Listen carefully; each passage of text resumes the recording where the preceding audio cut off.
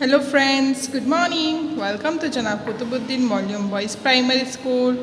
तो विद्यार्थी मित्रों, आज आपणे रिविजन में टॉपिक है आर्टिकलनी समझ।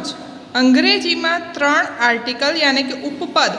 आर्टिकल गुजराती में आपणे शू कहीशुं? उपपद है। Definite article and indefinite article. Definite article ध है। डेफिनेट आर्टिकल एने एटला माटे कहेवाय छे કે એની પાછળ જ લગાવવામાં આવે છે। કોઈ એક વસ્તુ હોય અને એ ક્યારે બદલાશે નહીં। આખી દુનિયામાં એક વસ્તુ છે અથવા તો કોઈક વસ્તુ બદલાય નહીં તો આપણે એને કયા આર્ટિકલ વડે જોડીશું? ધ। અને ઇનડેફિનેટ આર્ટિકલ એ અલગ અલગ શબ્દો ઉપર આપણે ઉપયોગમાં લેશું। પહેલો આર્ટિકલ છે a. Use before a word that begins with a consonants. Consonants यानी व्यंजन। अपना व्यंजन कया कया छे ए सौ प्रथम जोईए। B C D F G H J K L M N P Q R S T U W X Y and Z. तमने खबर तो है ने कि आमा अमुक अल्फाबेट नहीं तो व्यंजन केटला छे आपणी पासे? आ बधा आपणा व्यंजन छे। तो अपना व्यंजन केटला छे? 21 21। ए 21 आज तमने बताव्या छे ए आपणा व्यंजन छे। ए व्यंजन नी आगळ कयो प्रत्यय लागशे? कयो आर्टिकल लागशे? अ। कयो आर्टिकल लागशे? अ। आपणा व्यंजन केटला छे? 21। आ 21 नी आगळ कयो आर्टिकल लागशे? अ। हवे आगळनो आपणे नियम जोईए। सौप्रथम एनुं उदाहरण जोईए। अ काव, अ बॉय, अ डियर। आ बधी मतलब में इन शॉर्ट आ जे तमने अल्फाबेट देखाय छे 21 ए 21 अल्फाबेट थी शरू थती स्पेलिंग नी आगळ कयो आर्टिकल लागशे? अ। हवे आपणे एन उपर आवीए। बराबर। Use before a word that begins with a vowel sound. Vowel sound यानी के स्वर। ए ई आई ओ यू। आ आपणा 5 स्वर छे। आ केटला छे? 5। અને આપણા કોન્સોનન્સ વ્યંજન કેટલા છે? 21। હવે કોઈ પણ સ્પેલિંગની શરૂઆત એ ઈ આઈ ઓ યુ થી થતી હોય તો એની આગળ કયું આર્ટિકલ લાગશે? Article an. જો એક્ઝામ્પલમાં એન એપલ તો પહેલો કયો આલ્ફાબેટ આવ્યો? એ। એન એલિફન્ટ તો પહેલો કયો આલ્ફાબેટ આવ્યો? ઈ। આવી ગયો ને? एन आइसक्रीम पहलू क्यू अल्फाबेट आयु? आई। एन ऑरेंज तो ऑरेंज में पहलू अल्फाबेट ओ आ रही। एन अम्ब्रेला तो पहलू अल्फाबेट यू तो आई गयु। बराबर। याद राखजो आ 5 जे अपना स्वर है एनी आगर कयो प्रत्यय लागशे? एन। अने आ 5 सिवायना जेटला अल्फाबेट बचे छे आपणी एबीसीडी में तो एनी आगळ कयो आर्टिकल लागशे? अ। हवे आपणे ध उपर आवीए। आपणुं डेफिनेट आर्टिकल प्राणीओ, पक्षीओ, फळो, फूलो वगैरेना आखा वर्गो के आखी जातिनो निर्देश करवा माटे ते आगळ ध आर्टिकल वपराय छे। तेमज नदी, महानगरो, अखात, समुद्री खाड़ीओ, टापुओ, समूहो, पर्वतनी हारमाळा तेमज नहेर सूचवता नामोनी आगळ पण ध आर्टिकल वपराय छे। आमां आपणे एक्जाम्पल थी समझीए। बराबर। The peacock is our national bird.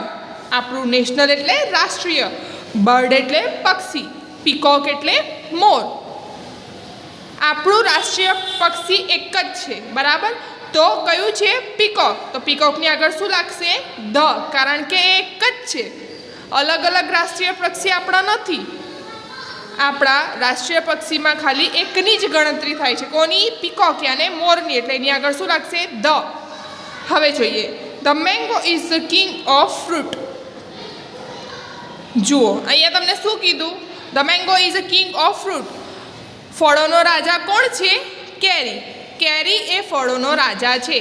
ए सिवाय फळोना राजा कोई छे नथी तो शुं आवशे? ध। ध गंगा इज होली रिवर। होली एटले पवित्र, रिवर एटले नदी। ગંગા એ એક નદી છે, એ એક નદીનું નામ છે એટલે એની આગળ શું આવશે? ધ. જો નદી છે તેથી ધ વપરાય છે. The Himalayas prevent cold winds coming from the north. Himalaya એ આપણું પર્વતનું નામ છે, યાદ છે ને? સૌથી મોટો પર્વત હિમાલય. તો એની આગળ શું આવશે? ધ, કેમ કે એક જ હિમાલય છે, ઘણા બધા હિમાલય નથી. હવે તમારે આ સમજૂતી મેળવ્યા બાદ આ તમારે ઘરકામમાં લખવાનું છે. નીચે આપેલી ખાલી જગ્યા એ એન ધ વડે પૂરો.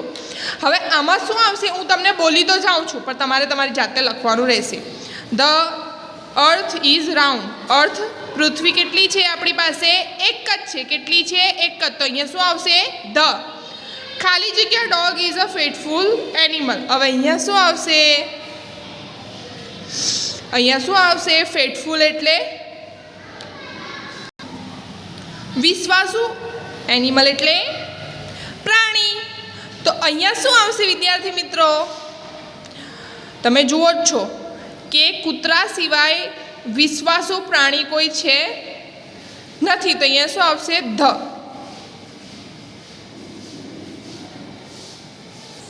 સોરી, અહીંયા શું આવશે? A. My mistake, sorry. I am proud to be ખાલી જગ્યા ઇન્ડિયન. તો અહીંયા કયો આલ્ફાબેટ આવ્યો? આઈ. તો યાદ છે ને સ્વર એ ઈ આઈ ઓ યુ. તો સ્વરમાંથી અહીંયા આઈ આવ્યો ને, તો અહીંયા શું આવશે? એન. લુક એટ ખાલી જગ્યા સ્કાય. તો અહીંયા શું આવશે? એ હવે તમે વિચારો. પછી પાંચમી ખાલી જગ્યા tiger is our national animal. National એટલે રાષ્ટ્રીય, એનિમલ એટલે પ્રાણી. આપણું રાષ્ટ્રીય પ્રાણી કયું છે? અહીંયા શું આવશે એ પણ તમારે વિચારવાનું. 3 ખાલી જગ્યા મેં તમને બતાવી. હવે મેં તમને એવું કીધેલું હતું કે નેશનલ, રાષ્ટ્ર વિશે વસ્તુ આવે તો કયો આર્ટિકલ આવશે? ધ. બરાબર. ડેટ ઇઝ ખાલી જગ્યા કાઉ. આ એકદમ સરળ છે. અહીંયા શું આવશે એ પણ તમારે વિચારવાનું છે.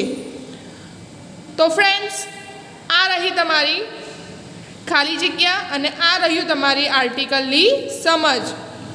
Article the, article an and article a. આ આર્ટિકલ પરથી તમારે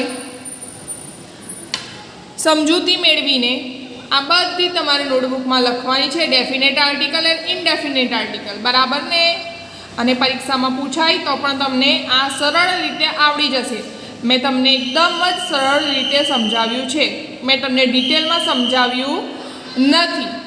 તો ધ્યાનથી સમજીને એક્ઝામમાં પણ લખજો અને રિવિઝનમાં પણ શરૂ કરજો ધીમે ધીમે. Thank you.